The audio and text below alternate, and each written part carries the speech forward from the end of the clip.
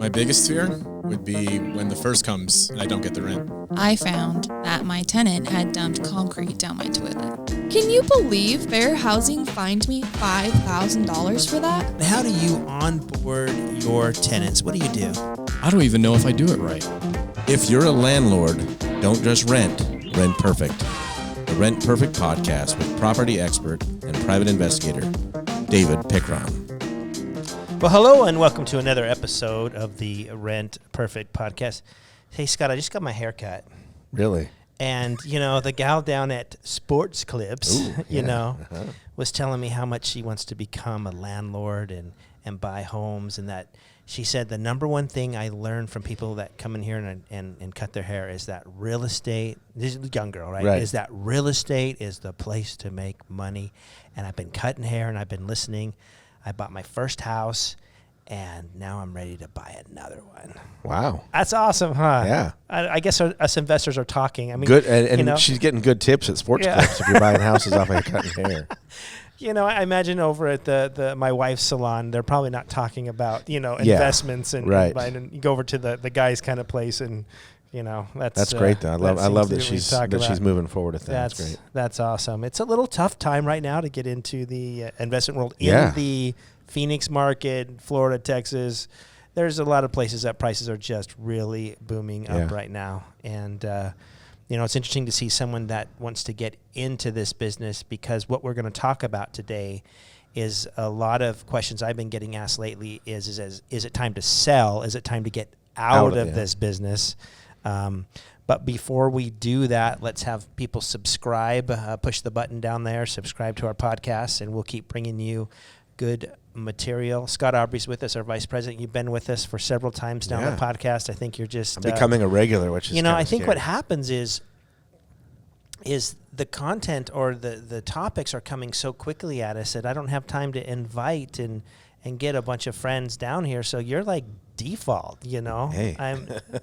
I'm just kidding. I'd love to have you. I love your insight, and I certainly appreciate that. But you're going to have to share your microphone again someday when we have another guest. I'm happy to pass it on.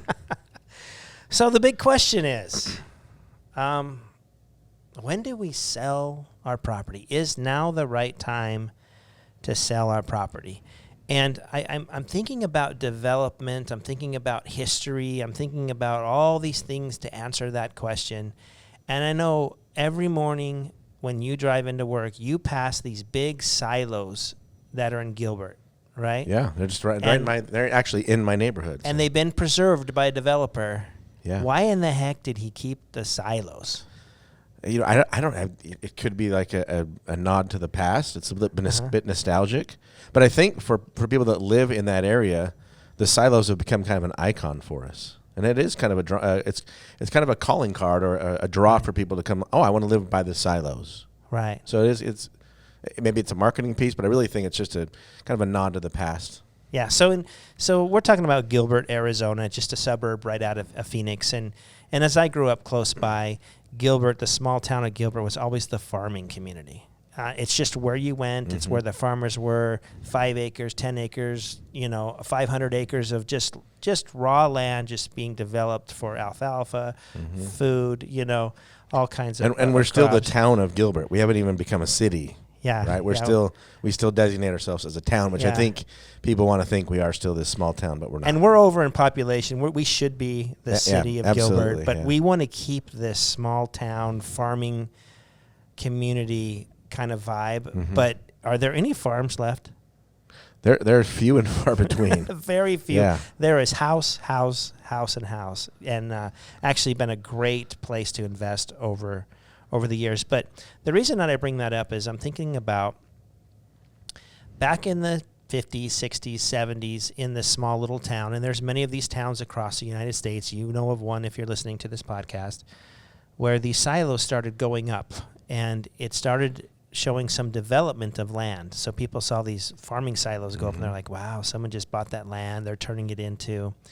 And then over time, land developers started to spread out from the city and say, oh, I could take that, 640 acres, and I can, instead of having 2 people, a house, and a big field, I could put 1,000 people on that square mile, right? Yeah. And so they came in and said to the farmer, hey, listen, we want to buy your land. And the farmer had been working day after day after day after day. And I don't know that the farmers just said, yeah, great, let's do the deal. I think there's certain things that farmers ask themselves, and one of the things is it time to sell? Now, we're not talking about selling farms today, but I just kind of am thinking about history and people who have their whole life wrapped up into a piece of land, and someone asking them, or them really asking themselves, is it time to sell? So what do you think the farmers did as this development took place in these smaller communities?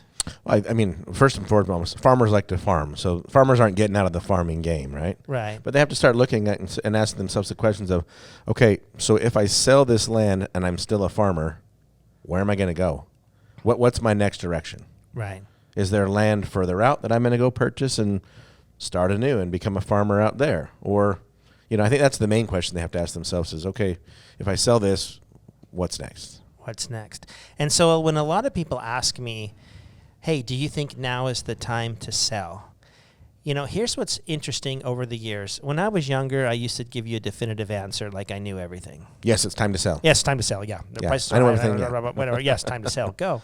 As I get older, I realize that I don't have all the information to really tell you to sell or not to sell. So instead of doing that today, I want to tell you 3 things to think about.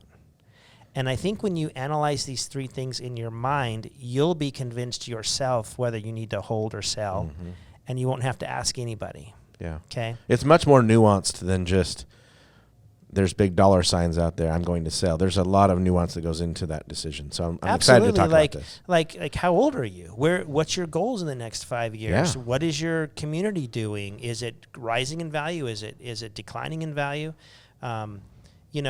And so there's so many things that are in investors' heads that all of us don't know. How much money do you have in the bank? You're sending your kids off to college. Are there things you need money for?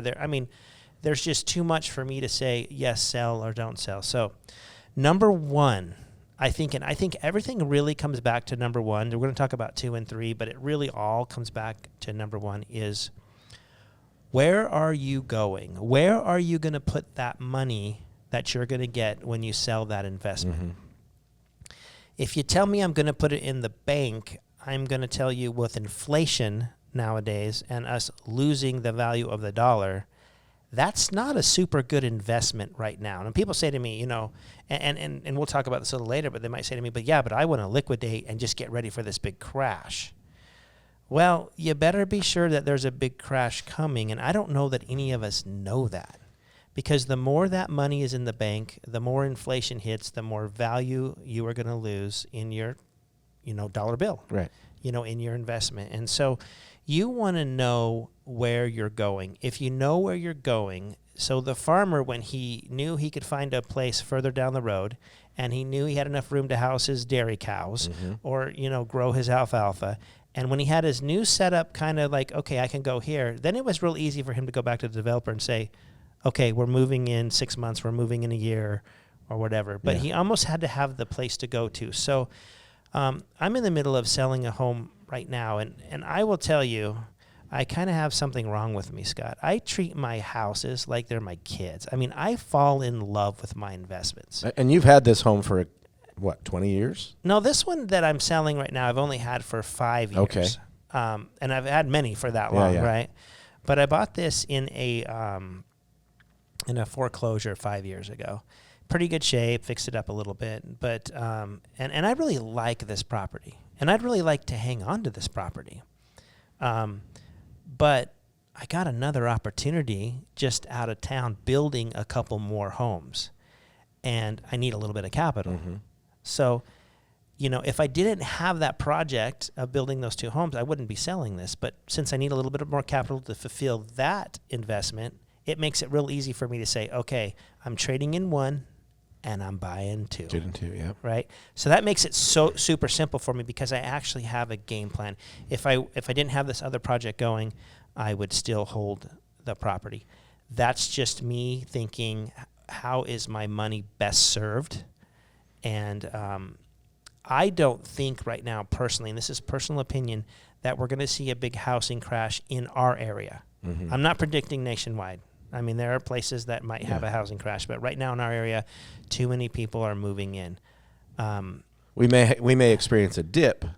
Yeah, but it's not an 08, 09, fire sale. Half your value is gone. Right. I mean, the Feds could come out and raise the interest rate to curb the inflation right now and kind of put a little dip in the market. I know wood is been up 175% over the last year. It's come back down since May 40%. Wood prices are coming down, so we might see that get going again. And there are factors that could kind of tamper this growth, but it's actually healthy.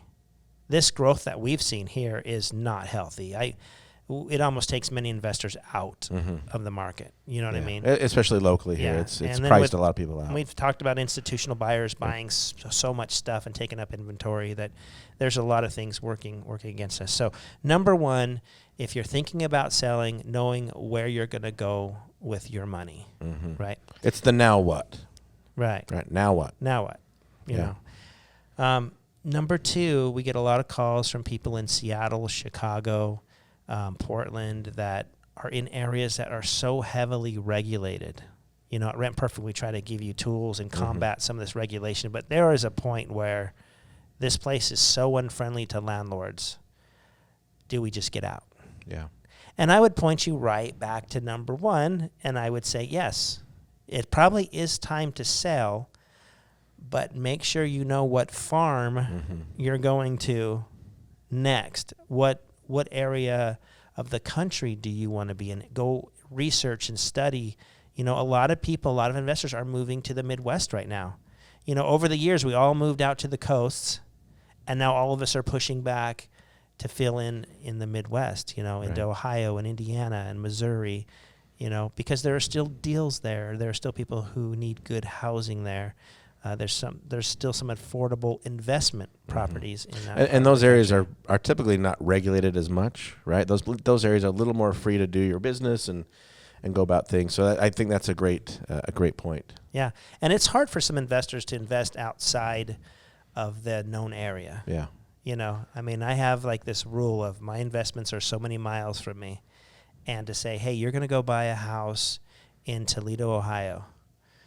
You and Anna Mills are going to go partner on a home in Toledo, Ohio. Which you may never see. And I'm like, well, I might actually feel better if I'm partnering with someone out there that can really knows what they're doing. But if I went out there and blindly bought something out there, it would just be a change of strategy. It's something that I am going to do, but I have to kind of almost go out and see where I'm going so I can let some of my properties go here and buy there. Once again, I got to know which where I I'm think going, to kind of drive that home is we need to tap into the resources we have, and sometimes that's a RIA, that's an investment group, that's people who give us knowledge of I don't want to be landlocked into Seattle anymore. I'd like to go invest in another area that has a little more freedom where I can see a little more growth.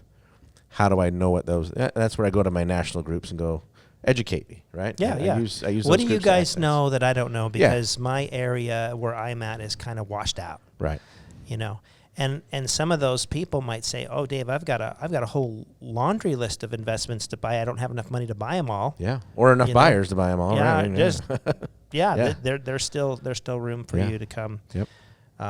So. Anyways, regulation can push you out the door. We've seen it happen many times. We've seen this national regulation that a lot of us can't get through, but there are pockets around the country that are just not friendly to landlords, and it might be time to move on from those areas. Okay? Now, here's the big thing that I hear from everybody, that even people that are just buying their own home, what I call their first investment, right? Buying their own home. I'm going to wait because this market's coming down. The pandemic's going to cause all kinds of foreclosures. I'm going to wait. Yeah, the eviction moratorium is going to it's going to have some type of impact on the market. Right. Housing prices are going to drop, and I'm going to come and swoop in and make my fortune. $80,000 to $100,000 later from last year at this time when the pandemic hit, people are going, no, it's going to drop. Okay, so now if it drops now, and say it drops 50%, or say 50% from last year. Say it drops $50,000. We gained $100,000. Say it drops $50,000. You still just spent $50,000 more than you could have Right. last year. And so I'm always teaching people that get in the game. So just buy the home. Don't so much worry about up or down. You're never going to buy at the lowest. You're never going to sell at the highest. If you would have bought the home last year, you would have gained so much money in appreciation. Even if it did dip, that dip you're waiting for, you're still way behind. You should have got in and you should have bought it. Yeah. The beautiful thing about housing versus maybe the stock market, and maybe this is even similar in the stock market, is if you don't have to sell, just ride out the storm. 2009, 2010 didn't even faze me because I didn't have to sell. People still needed to rent places. Yeah. They still paid my mortgage. And so, okay, I said, so my portfolio is down a little bit in paper value. But your bills are still getting covered. But my bills are still getting covered, and now my paper value looks really, really good, and it might come down a little bit, but I'm in the game. Well, I think your idea of first investment and second investment, there's so much different thinking that goes into those purchases, right? Yep. And really can't. I don't think you can base your second investment purchases based off that first one. Just different rules, different parameters that go into deciding, okay, when, we bought a home, an investment home just a few months ago, and I've watched a 10% gain in 2 months, right, which I'm happy about. Right. But I'm also realistic going, okay, if it's a 10% loss and I'm back to square one or even a little, hey, at least I'm in the game and I've got another property that's going to be making me money. You're absolutely in the game. Yeah. So I'm still, if the opportunity's right, I'm still going to buy. I'm still buying if I can find it. Good luck. but it's hard here to find it, so we're going to have to go outside of our known investing area to find it. So well, and the great thing about that, I know we've talked about this before, but some of those outside areas are not nearly as expensive as they are in some of our big metropolitan areas. yeah, we just keep going out, keep spreading our wings, and keep going out, and population keeps growing, and affordable housing keeps kind of getting built out in the boondocks, and that's our next investment. So. Well, I appreciate it. It is a time to think to yourselves, should I sell my investment property? And I'm really telling you, if you think about this and you go through this podcast, you don't need to ask anybody. I think that the choice will come to you and you'll feel really good about it, and you'll know exactly whether you should hold or you should sell it. I don't see a huge crash coming. I hate to throw out a prediction. I don't think I'm telling everybody sell now. Sky is falling. I don't see it. As long as you can hold on to it, you even can survive when the sky falls. So, if you don't have a place to go, don't sell. That's my philosophy. Hold on to it. Yeah. So, anyways, we appreciate you being here today. Scott, we appreciate you always being here. And until next time, continue to rent perfect.